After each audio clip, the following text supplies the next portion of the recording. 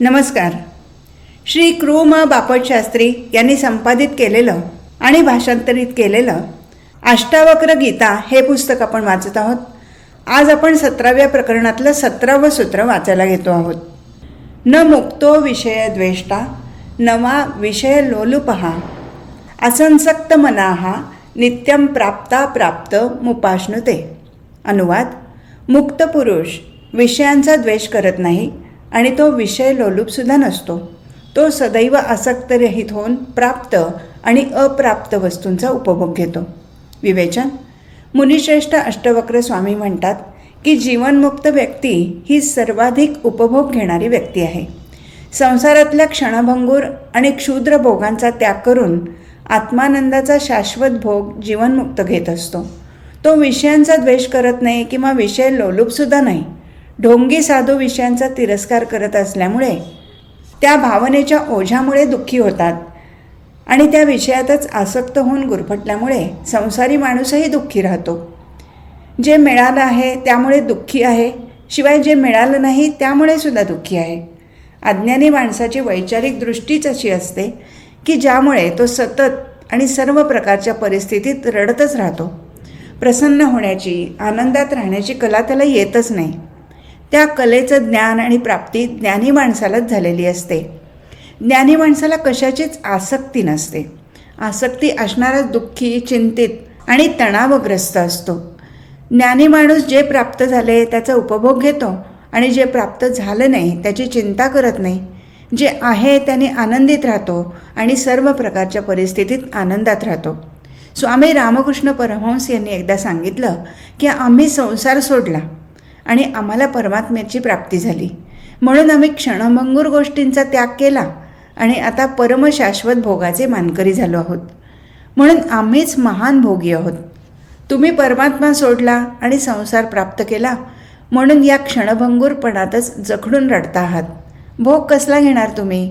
तुम्ही तर सदैव रडता. क्षुद्र गोष्टींसाठी तुम्ही विराटाचा त्याग केला. तुम्ही महान त्यागी आहात आणि आम्ही महान भोगी आहोत. सूत्र 18. समाधान हिताहित विकल्पना शून्यचित्तो न जानाती कैवल्यमेव संस्थितः. अनुवाद: शून्यचित्त माणूस समाधान आणि असमाधान किंवा हित आणि अहित यांचे पर्याय जाणत नाही. तो तर केवळ कैवल्याप्रमाणे स्थिर आहे. विवेचन: चित्त जेव्हा शंकित होतं, उद्विग्न होतं, तेव्हाच संकल्प आणि विकल्प सुचू लागतात. तेव्हाच समाधान आणि असमाधानाचे विचार निर्माण होतात. तेव्हाच हित आणि अहित याचा विचार सुरू होतो. हे सर्व अहंकारामुळेच होतं. क्षुब्ध आणि चंचल मनात इच्छेच्या, वासनेच्या लाटा निर्माण झाल्यावरच हे आक्षेप, विक्षेप निर्माण होतात. जर मन वासनारहित झालं, शांत झालं, त्यात विचार, इच्छा, कामना यांच्या लाटा निर्माण होणं बंद झालं, तरच कैवल्याची स्थिती प्राप्त होते. असा माणूस केवळ आत्म्यातच एकरूप होऊन स्थिर असतो. आत्म्याशिवाय त्याला दुसरं काही सुचत नाही. असाच माणूस जीवनमुक्त असतो. सूत्र 19. निर्ममो निरहंकारो न किंचिदिति निश्चितः अंतर्गलित सर्वाशः कुर्वन्नपि न लिप्यते. अनुवाद: ज्याच्या सर्व आशा अंतर्मनातून नाहीशा झाल्या आहेत आणि जो खात्रीपूर्वक जाणतो की दृश्य जग कोणत्याही प्रकारे अस्तित्वात नाही, तोच ममतारहित, अहंकार शून्य पुरुष कर्म करूनसुद्धा त्यामुळे कर्मबंधनात अडकत नाही. विवेचन: याप्रमाणे ज्याच्या अंतर्मनातून सुद्धा सर्व इच्छा गळून पडल्या आहेत, तो शून्य चित्त होऊन आत्मरूपात एकरूप होतो. तो आत्म्याशिवाय कशालाही ओळखत नाही. मग दुसऱ्या कशाची आशा करणार कशी? ज्ञानप्राप्ती झालेला असा पुरुष कोणाच्याही माया ममतेत अडकत नाही आणि कोणताही अहंकार त्याच्या मनात उद्भवत नाही. मीपणाचा अभाव झाल्यामुळे कर्तेपण गळून पडतं. कर्म त्याच्या हाताने घडूनसुद्धा त्याने काहीच केलं नसतं, कारण तो केवळ उपकरण म्हणजे साधन म्हणून उरतो. परमेश्वर जे त्याच्याकडून करून घेतो ते तो करून टाकतो. अशी व्यक्ती सर्वार्थाने अलिप्त असते. सूत्र 20. मनप्रकाश सम्मोह स्वप्न जाड्य विवर्जितः दशाम कामपि संप्राप्तो भवेत गलित मानसः. अनुवाद: ज्याचं मन गळून पडलं आहे आणि मनातून कर्म, मोह, स्वप्न आणि जडता सर्व समाप्त झाले आहेत, तो पुरुष वर्णन करता येत नाही अशी श्रेष्ठ स्थिती प्राप्त करतो. विवेचन. आत्मज्ञानात मुख्य बाधा मनाचीच आहे. कर्म, मोह, स्वप्न आणि जडता यांचा आभास मनामुळेच होतो. म्हणून ज्याचं मन गळून पडलं आहे त्याचं कर्म, मोह, स्वप्न आणि जडतासुद्धा संपुष्टात येतात. अशी व्यक्ती सदैव पूर्ण चैतन्यरूपी जागृत अवस्थेत स्थिर वृत्तीने जगते. या अवस्थेचं वर्णन करता येत नाही. हिलाच कैवल्य अवस्था म्हणतात. तिचं वर्णन ती अनिर्वचनीय आहे असंच करावं लागतं. सर्व ज्ञानी पुरुषांनी सांगितलं आहे की ही स्थिती अवर्णनीय आहे, वर्णनातीत आहे. वेदांनी ह्या स्थितीला ऋत आणि कबीरांनी अमनी दशा म्हटलं आहे. भगवान, परमेश्वर, परमात्मा, ब्रह्म, सत्य अशाच व्यक्तींमध्ये स्थित असतं. हाच खरा स्वभाव आहे, हाच परमश्रेष्ठ नियम आहे, हेच खरं ज्ञान आहे. प्रकरण 18. संपूर्ण शांतीचा रस्ता बोधोदय आहे. सूत्र 1. यस्य बोधोदये तावत् स्वप्नवद्भवति भ्रमः तस्मै सुखैकरूपाय नमः शांताय तेजसे. अनुवाद. ज्याचा बोध झाल्यामुळे सर्व भ्रम स्वप्नाप्रमाणे नाहीसे होतात, त्या एकमात्र आनंदरूपी शांत आणि तेजोमयास प्रणाम असो. विवेचन. हे प्रकरण आत्मज्ञानशतक या नावाने प्रसिद्ध आहे. जो एकमात्र आहे, आनंद स्वरूप आहे, सृष्टीत त्याच्याहून वेगळं असं काहीच नाही, जो शांत आणि तेजोमय आहे, अशा त्या ब्रह्माला मुनिश्रेष्ठ अष्टवक्र स्वामी प्रारंभी प्रणाम करतात. जीव स्वतःला अज्ञानामुळे आत्म्यापेक्षा वेगळं समजतो, परंतु जेव्हा आत्म्याचा बोध होतो तेव्हा आत्मज्ञान प्राप्ती होते आणि जेव्हा जीव आत्म्याचा प्रत्यक्ष अनुभव घेतो तेव्हाच आपण आत्म्यापेक्षा वेगळं असल्याचा भ्रम नाहीसा होतो. अन्यथा हे अज्ञान हेच त्याचं बंधन आहे, तेच त्याचं जग आहे, पण ज्ञानप्राप्तीनंतर ते नाहीसं होतं. हे मायारूपी, स्वप्नमय, खोटं, असत्य आणि क्षणभंगूर अनित्य जग असल्याचं लक्षात येतं. हे केवळ दृष्टी परिवर्तनामुळे होऊ शकतं. अज्ञानी माणसाची वैचारिक दृष्टी वेगळी असते. आत्म्याचा अनुभव नसल्यामुळे तो या जगाला सत्य आणि शाश्वत नित्य समजतो आणि विषयांचा उपभोग घेण्यात परमसुख अनुभवतो. त्याला आत्मा, परमात्मा, ब्रह्म, ईश्वर हेच भ्रमजनक आणि मायारूपी वाटतात. जे दिसत नाही ते सत्य कसं असेल, असा अज्ञानी माणसाचा प्रश्न असतो. ईश्वर भक्तीला तो दुकानदारी समजतो. पुंडे, पुजारी, मुल्ला, मौलवी, धर्मगुरू यांची दुकानदारी मानतो. अज्ञानी पुढे जाऊन असंही म्हणतो की जे डोळ्यांना दिसतं आहे त्याला माया ठरवून जे अदृश्य आहे त्याला प्रतिष्ठित करण्याचं धर्मगुरूंचं कटकारस्थान आहे आणि त्यामुळे अंधविश्वास, अज्ञान वाढलं आहे. ज्ञानी आणि अज्ञानी दोघांची आपापली वैचारिक दृष्टी आणि आपापले तर्क आहेत. दोघेही आपापल्या जागी बरोबर आहेत. ज्ञानी आणि अज्ञानी माणसाच्या दृष्टिकोनात फरक हा राहणारच. हा फरक तर्क आणि वादविवाद केल्यामुळे नाहीसा होणार नाही, तर बोधामुळे नाहीसा होईल. बोध झाल्यावरच अज्ञानाचा अंधार नाहीसा होईल. सूर्योदय झाल्यावर ज्याप्रमाणे अंधार नाहीसा होतो त्याचप्रमाणे बोधोदय झाल्यावर अज्ञान नाहीसं होतं. अंधार नाहीसा व्हावा म्हणून केलेले नकारात्मक प्रयत्न चुकीचे आहेत. अंधार नाहीसा केला म्हणजे सूर्य उगवेल असे जो सांगतो तो भ्रमात आहे. म्हणून मुमुक्षु नेहमी आत्मज्ञानाच्या प्राप्तीसाठी प्रयत्न करतात. आत्मज्ञान झाल्यामुळे सारे भ्रम नाहीसे होऊन व्यक्तीला शांतीचा लाभ होऊ शकतो. त्याच परमश्रेष्ठ आत्म्याला नमस्कार करून अष्टवक्र या प्रकरणाचा प्रारंभ करतात. अज्ञानी जर जगाला असत्य समजत असेल तर ते सुद्धा ढोंग आहे, अप्रामाणिकपणा आहे. अज्ञान कबूल करणं हा प्रामाणिकपणा आहे. अज्ञानावर ज्ञानाचं खोटं आवरण घालणं अप्रामाणिकपणा आहे. त्यामुळे व्यक्ती जणू बहुरूपी होऊन जाते. सूत्र 2. अजयित्वा खिलानार्थन भोगानाप्नोति पुष्कलान नहि सर्व परित्यागमंतरेण सुखी भवेत. अनुवाद. सर्व आयुष्य खर्च करून मनुष्य धन कमावून अधिकाधिक सुखांचा उपभोग घेतो, पण सर्वांचा त्याग केल्याशिवाय सुखी होऊ शकत नाही. विवेचन. अष्टवक्र स्वामी म्हणतात की केवळ पैसाच, केवळ रुपयेच धन नसून ते अनेक प्रकारचं विविध स्वरूपाचं असतं. घर, जमीन, प्रॉपर्टी, हत्ती, घोडे, वाहने, जनावरे, जड जवाहीर, बाग बगीचे सर्व धनच आहे. फार काय, ज्ञान, विद्या, पांडित्य, कला, विद्वत्ता या गोष्टीसुद्धा धनच आहेत. भोग मिळवण्यासाठी मनुष्य या धनाचा उपयोग करतो किंवा या गोष्टी देऊन त्याच्या बदल्यात सुख सुविधा प्राप्त करतो. श्रीमंतांना तर असा विश्वासच वाटतो की पैशाने सर्व काही खरेदी करता येतं. देशाचं राजकारण, अर्थव्यवस्था, उद्योग, तंत्रविज्ञानाचे फायदे अशा अनेक क्षेत्रावर आजच्या परिस्थितीत धनशक्तीचा बराच प्रभाव आहे. पैशाचा पूर्ण अभाव असलेल्या म्हणजेच धनविरहित समाजाची तर कल्पनाही करता येत नाही. साऱ्या आशा अपेक्षा धनसंपत्तीशी निगडीत असतात. संकटात अडीअडचणीच्या वेळी पैसा कामाला येईल असाच सर्वजण विचार करतात. काही व्यक्ती तर याच कारणाने आपल्या कुटुंबाला सुद्धा आपली संपत्ती समजतात, कारण कुटुंबातले सदस्यसुद्धा संकटाच्या वेळी कामाला येतात. परंतु अष्टवक्र स्वामींचं सांगणं आहे की धनाच्या संपत्तीच्या जोरावर मनुष्य जास्तीत जास्त भोग प्राप्त करतो, पण सुखी मात्र होत नाही. सुख आणि आनंद पैशाने खरीदता येत नाही, कारण या गोष्टी बाजारात मिळत नाहीत. ती तर आपल्या अगदी आतल्या मनात जन्माला येणारी अनुभूती आहे.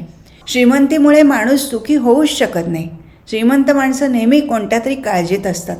कोणाची पचनशक्ती खराब असते तर कुणाला मधुमेह झालेला असतो, कुणाला झोपच येत नाही तर कुणी चिंताग्रस्त आहे, तर कुणाला अपत्यप्राप्तीच झालेली नाही.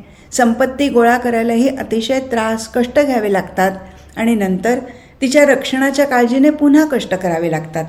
ह्या पैशामुळे चोरी, खून, गुंडागर्दी, विश्वासघात यासारखी गुन्हेगारी वृत्ती निर्माण होते. हा पैसाच अनाचाराच्या आणि दुराचाराच्या मुळाशी असतो. म्हणून पैशाने कधीच सुख, आनंद आणि शांती प्राप्त होत नाही. पैसे मिळवणं हा गुन्हा नसला तरी पैशाच्या मागे मागे धावून त्यासाठी वेड होणं फार वाईट आहे.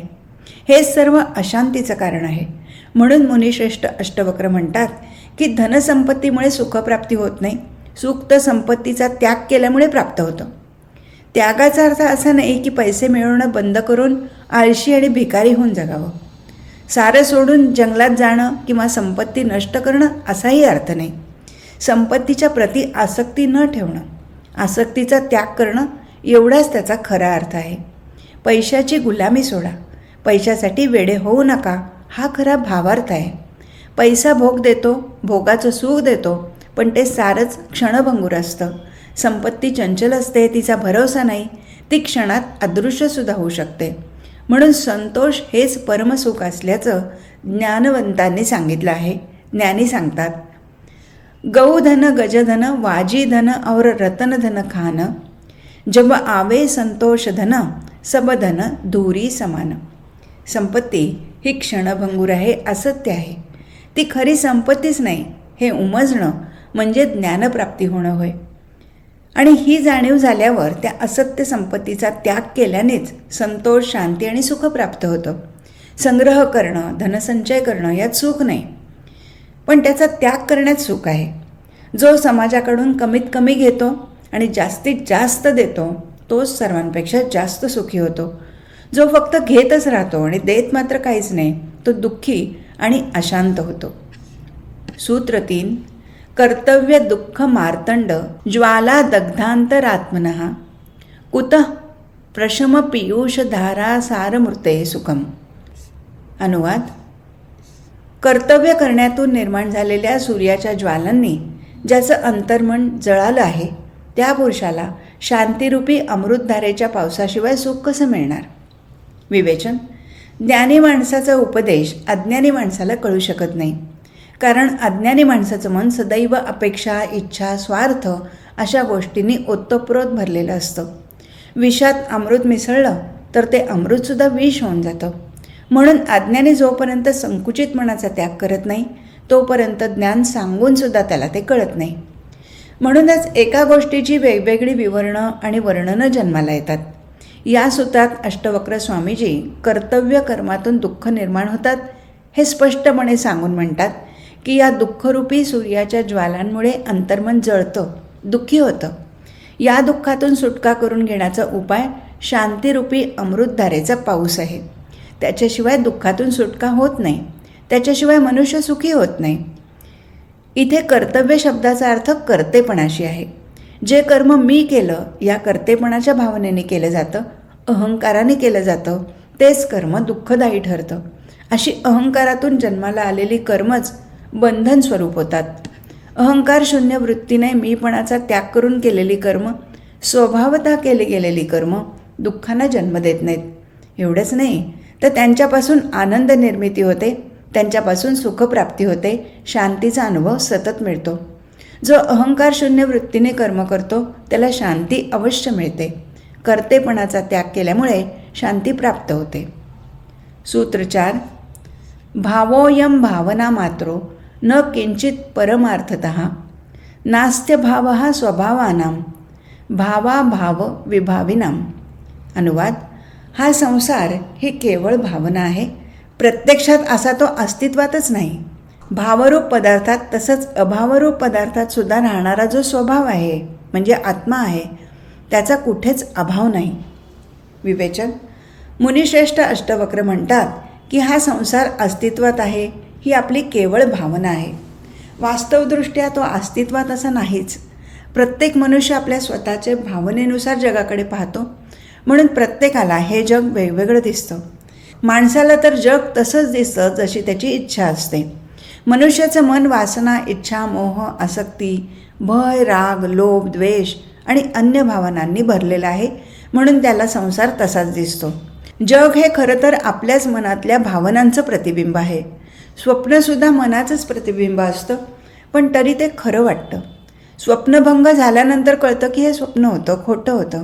त्याचप्रमाणे हे जगसुद्धा स्वप्नाप्रमाणे आपल्याच भावनांचं प्रतिबिंब आहे, पण अज्ञानी माणूस त्याला सत्य समजतो. आत्मज्ञान झाल्यावरच हा भ्रम संपतो.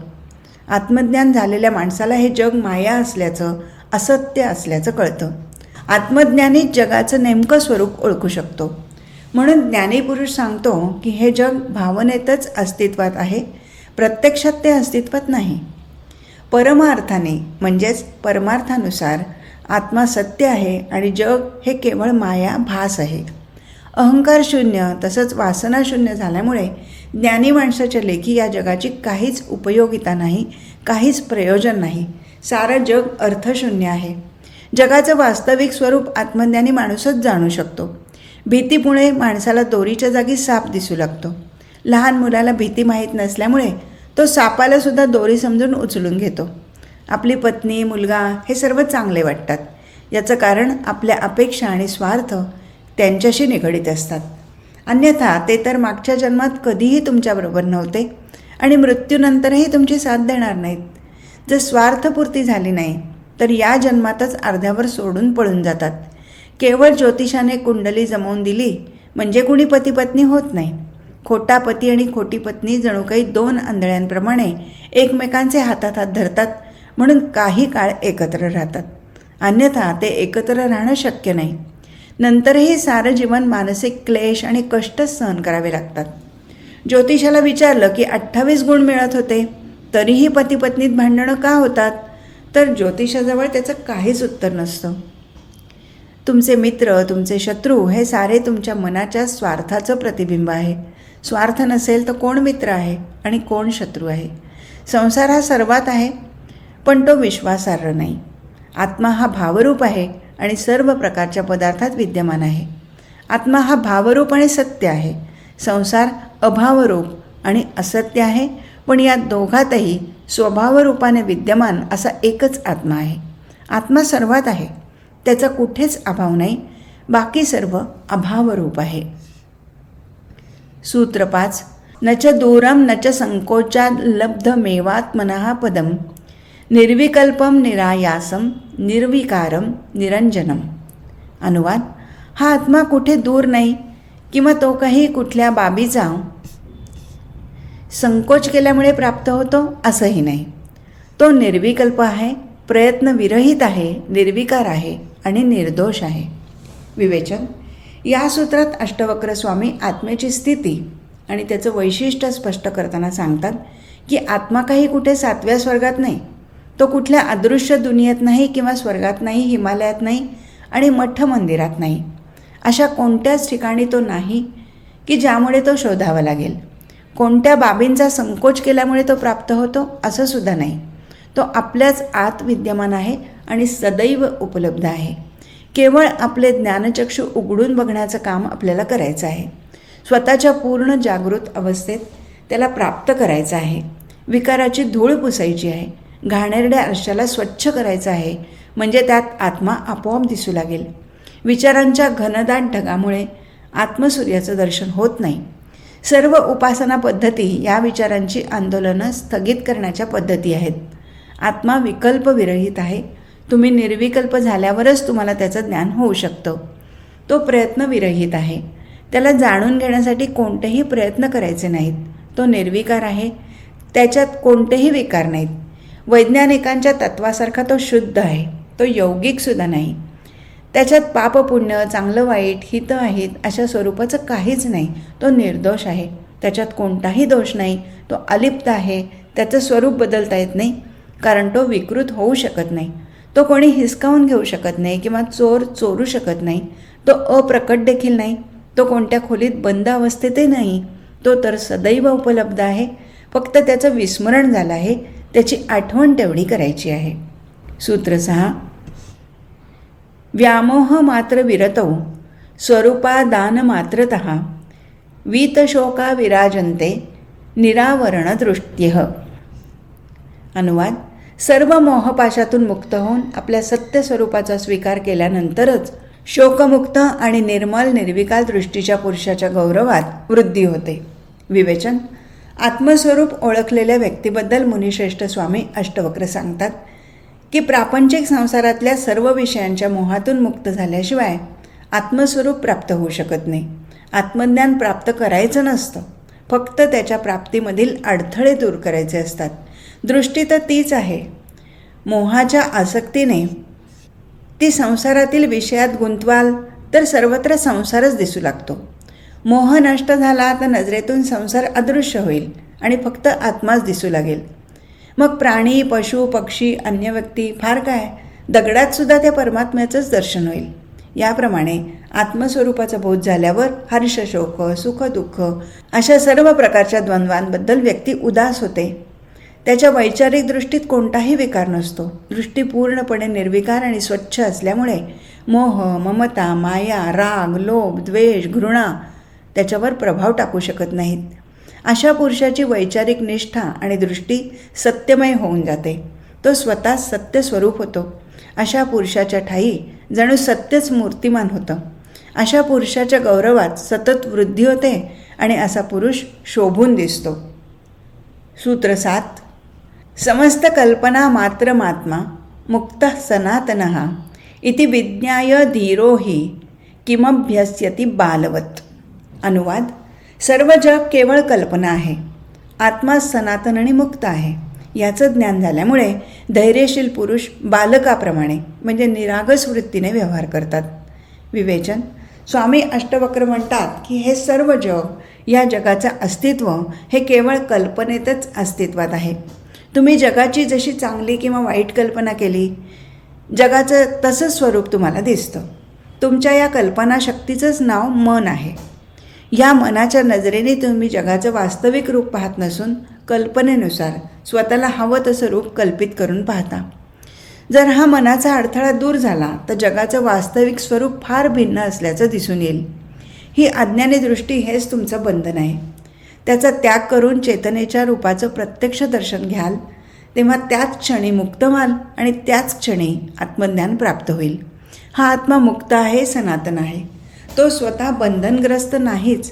शिवाय असंही नाही की आज आहे आणि उद्या राहणार नाही. तो सनातन आहे, पूर्वीपासून आहे आणि पुढेही राहणार आहे. आत्म्याची प्राप्ती मेल्यावर होईल असंही नाही आणि स्वर्गात मिळेल किंवा ज्ञानी माणसाजवळ मिळेल असंही नाही. अज्ञानी माणसाजवळ आत्मा नसतो असंही नाही. फक्त माणसात असतो आणि पशुपक्षात नसतो असंही नाही. आत्मा सर्वत्र आहे. सत्य एकच असतं. ज्याला हे जग सत्य वाटतं त्याला आत्मा असत्य वाटतो. पण आत्मज्ञानी माणसाला जग असत्य आहे आणि आत्मा सत्य आहे याचं ज्ञान आणि जाणीव असते. ही ज्याची त्याची दृष्टी आहे. जगाला सत्य मानणं हेच आत्म्यासाठी बंधन असतं. जग सत्य मानणं हे वास्तवाला धरून नाही. खोट्या समजुतीमुळे खोटी बंधनं निर्माण झाली आहेत. समजूत कृत्रिम म्हणून बंधनंसुद्धा कृत्रिम आहेत. ज्ञानी माणसाची कृत्रिम बंधनं, खोट्या समजुती, भ्रम नाहीसे होतात म्हणून तो मुक्त असतो. म्हणून त्याला अज्ञानी माणसाप्रमाणे प्रयत्न करावे लागत नाहीत. अज्ञानी माणूसच प्रयत्न करतो, अभ्यास करतो, साधना करतो. आत्मज्ञान प्रयत्न, साधना, परिश्रम यामुळे प्राप्त होत नाही. ते तर प्राप्तच आहे. फक्त दृष्टी परिवर्तन करून निर्विकारपणे त्याच्याकडे बघायचं आहे. केवळ साक्षीदार होणं पुरेसं आहे. प्रयत्न करणं हे जगाचं लक्षण आहे. साक्षीत्व तर परमेश्वराप्रमाणे आहे. तुमच्या प्रयत्नांमुळेच कर्माचा ढीग साचला आहे. हजारो जन्मात प्रयत्न करूनच तुम्ही कर्माचा संचय गोळा केला आहे. नरकात जाण्यासाठी तुम्ही भरपूर प्रयत्न करता, पण एका क्षणात आणि प्रयत्नाशिवाय जी मुक्ती प्राप्त होऊ शकते तिच्याकडे मात्र दुर्लक्ष केलं आहे.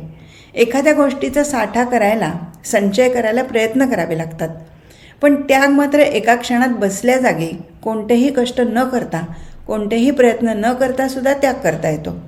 आसक्तीचा त्याग करणं हाच खरा त्याग आहे.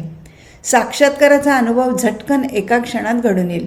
जणू काही स्वप्नातून जागं व्हावं अशी घटना घडून येईल. सर्व साचलेली कर्म एका क्षणात नाहीशी होतील. ज्याप्रमाणे स्वप्नात केलेल्या कामांची, चांगल्या वाईट कर्मांची कोणतीही शिक्षा मिळत नाही, त्याप्रमाणे अज्ञानात झालेली कर्म बंधन होत नसतात. मुक्त तर तुम्ही आधीसुद्धा होतातच. बंधन हीच भ्रांती होती आणि नाहीशी झाली. बसल्या बसल्याच मुक्त होता येतं. श्रवण भक्तीद्वारा ऐकून ऐकून मुक्त होता येतं. कुठं जावं लागत नाही, कुठे यावं लागत नाही. उपवासात मुक्ती नाही किंवा शीर्षासनात मुक्ती नाही. कुंडलिनी जागृत करावी लागत नाही किंवा योगातील मुद्रा कराव्या लागत नाहीत. ना शास्त्राची जरुरी आहे, ना गुरुची आवश्यकता आहे. अज्ञान कबूल करणं म्हणजेच ज्ञानाचे दरवाजे उघडे करण्यासारखं आहे. अहंकाराचा त्याग करणं म्हणजेच सहज स्वाभाविक रूप प्राप्त करणं. सूत्र 8. आत्मा ब्रह्मेति निश्चित्य भावाभावौ च कल्पितौ निष्काम किम विजानाति किम ब्रूते च करोति किम. अनुवाद. आत्मा हाच ब्रह्म आहे. भाव अभाव हे कल्पना मात्र आहे. जो पुरुष इच्छाविरहित म्हणजे निष्काम झाला आहे तो काय जाणतो, काय सांगतो आणि काय करतो? म्हणजे तो काहीच करत नाही. स्वाभाविकपणे सर्व होतं. विवेचन. आत्मा आणि ब्रह्म यांच्यातली अभेद्यता म्हणजे अद्वैत स्पष्ट करण्यासाठी मुनिश्रेष्ठ अष्टवक्र स्वामी म्हणतात की हा आत्मा हाच ब्रह्म आहे. व्यक्तिव्यक्तीत विद्यमान असलेल्या चेतनेचं नाव आत्मा आहे आणि समष्टीत विद्यमान असलेल्या चेतनेचं नाव ब्रह्म आहे. हे ब्रह्म एकच आहे, पण वेगवेगळ्या वस्तूत ते वेगवेगळं भासतं. हे भाव आणि अभाव दोन्हीही कल्पनेचे खेळ आहेत. एक आत्मा हेच अंतिम तत्व आहे आणि ते भावस्वरूप नाही आणि अभावस्वरूपही नाही. सृष्टीमध्ये परमात्मा आहे किंवा नाही ही शंकासुद्धा निरर्थक आहे, कारण ही सृष्टीच परमात्मा आहे. हे तत्व जो हृदयाशी धारण करतो त्यालाच याचा अनुभव येतो. शास्त्रांचा अभ्यास करून किंवा पंडितांशी चर्चा करून ते जाणता येत नाही.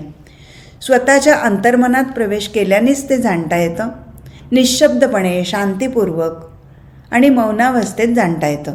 विज्ञानाच्या प्रयोगशाळेत गेल्यामुळे नव्हे, तर स्वतःच्या आतल्या प्रयोगशाळेत प्रवेश केल्यामुळेच ते जाणता येतं. जेव्हा स्वतःचा अहंकार नष्ट होईल तेव्हाच परमात्म्याची भेट होईल. हे तर्काने नव्हे, तर तर्कशून्य होऊन अनुभूती घेतल्यामुळे जाणता येतं. स्वतःच्या मीपणाचं लोप होणं ही ज्ञानप्राप्तीची सुरुवात आहे. अहंकार आणि कर्तेपण हे मोठे अडथळे आहेत. स्वतःचं ज्ञान म्हणजे धर्म आणि दुसऱ्याचं ज्ञान म्हणजे विज्ञान. जेव्हा मन वासना, आसक्ती, अहंकार यातून मुक्त होतं तेव्हा जे शिल्लक राहतं तेच ब्रह्म आहे. अशी स्थिती प्राप्त केलेला ज्ञानी पुरुष खरा इच्छाविरहित म्हणजे निष्काम असतो. या परमश्रेष्ठ ज्ञानाच्या अवस्थेत कर्तेपण नाहीसं होतं, म्हणून कर्मसुद्धा नाहीसं होतं. मग ज्ञानी जे काही करतो, बोलतो, ऐकतो, जाणतो त्यात त्याचा अहंकार नसल्यामुळे ते त्याच्यासाठी कर्म नाहीच. सर्व काही अस्तित्वाच्या सहज स्वभावामुळे घडत असतं. सूत्र 9. अयम सोहमयम नाहमिति क्षीणा विकल्पनाः सर्वमात्मेति निश्चित्य तूष्णीभूतस्य योगिनः. अनुवाद. सर्व काही आत्मा आहे हे सत्य जाणून शांत झालेल्या योगी पुरुषाच्या मनातील मी हे आहे आणि मी ते नाही अशा कल्पना नाहीशा होतात. विवेचन. बंधन किंवा मुक्ती शरीरासाठी नाही किंवा मनासाठी नाही. कर्मबंधन नाही किंवा त्याच्यामुळे मुक्ती मिळत नाही. परमेश्वर कुणाला बंधनात अडकवत नाही आणि मुक्तही करत नाही. मनुष्याची अज्ञानी बुद्धीच त्याला भेद करायला, वस्तूत फरक करायला शिकवते. जीवात्मा आणि परमात्मा ह्यातही फरक करण्याच्या माणसाच्या अज्ञानी दृष्टीमुळे त्यांनी सर्व सृष्टीला सुद्धा द्वैत बुद्धीने 2 बाबीत वाटून टाकलं. सृष्टी तर एकच अस्तित्व रूप आहे, ती अभेद आहे. पण द्वैत दृष्टीच्या विभाजनामुळे जीवात्म्यात आणि परमात्म्यात भेद दिसू लागला आणि हा भेदच संघर्षाचं कारण झाला आहे. हा भेद अज्ञानातून निर्माण झाला आहे. आत्मज्ञानाच्या अभावातून निर्माण झालेल्या या भेदातून तो योगी पुरुष मात्र अलिप्त असतो. कारण हे सर्व एकाच आत्म्याचं स्वरूप आहे हे त्यांनी जाणलेलं असतं. आत्म्यापेक्षा वेगळं काही अस्तित्वात नाही हे त्यांनी जाणल्यामुळे त्याच्या मनात असा द्वैत भाव शिल्लक राहत नाही. अहंकार, मन, वासना, तृष्णा, इच्छा या सर्वांमुळे निर्माण झालेलं अज्ञानच या भेदवृत्तीच्या मुळाशी आहे. हा भ्रम नष्ट झाल्यावर, अभिन्नतेची सखोल जाणीव झाल्यावर असा पुरुष शांत होत जातो आणि मी म्हणजे हे आहे आणि ते म्हणजे मी नाही अशा स्वरूपाच्या त्याच्या भावना नाहीशा होतात. दिवा प्रज्वलित केल्यावर अंधार नाहीसा व्हावा याप्रमाणे आत्मज्ञानाची प्राप्ती झाल्यावर या भ्रमजनक भावना नाहीशा होतात. आज इथेच थांबू. हरिओम तत्सत.